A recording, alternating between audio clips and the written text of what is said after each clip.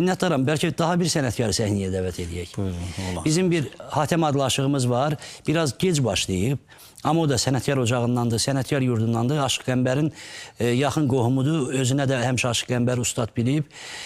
Bir dəfə proqramımızda olub. Bu ikinci gəliş olacaq. İstəyirəm ki, onu tanıdaq. O böyük də sənət yanğısı ilə həmişə bizimlə əlaqə saxlayır. Əzizlərimiz, bəli, Aşıq Hatəm Həsənovu səhnəyə dəvət edirik. Balabanda müşayiət edir. Ələkbər Ələkbərov. Buyursunlar.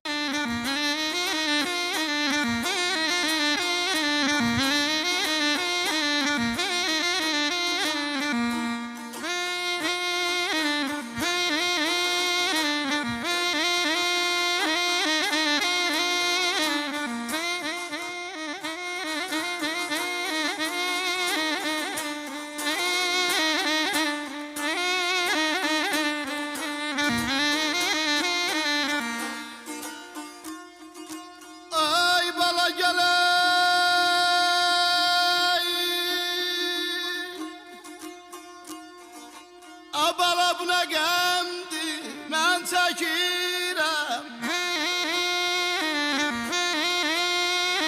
Mən kinəlin nökəriyəm, nökəriyəm, nökəri.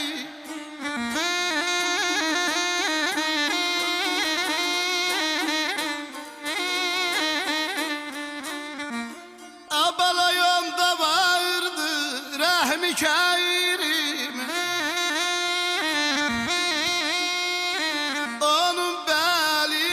Nökəriyəm bu yamana, aman bu yamana, aman bu yamana, aman qadağalı.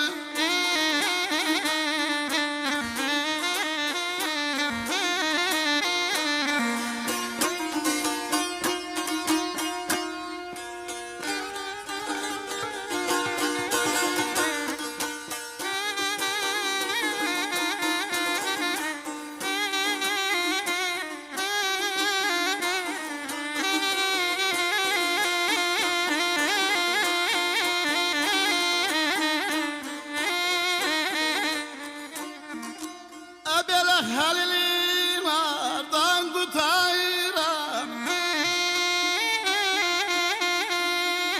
Kimsəni dayırdan qutaran, ay qutaran, ay qutar.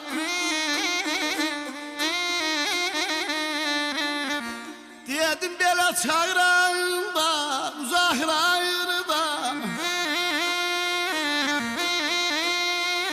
Dada gəlir nökəriyəm, nökəriyəm, nökəri.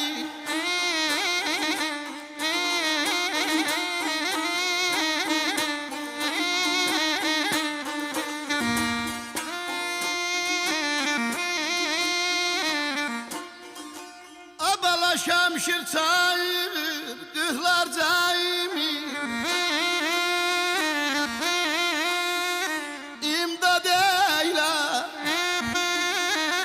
Arşicamin, arşicamin, arşicamin, arşicamin.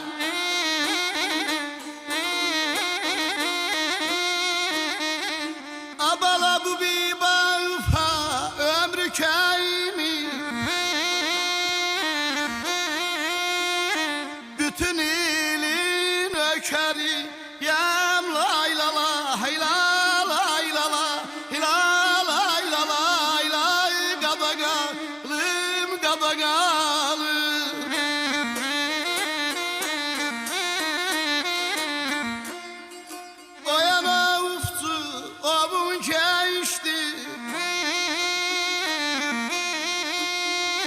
Geçen gün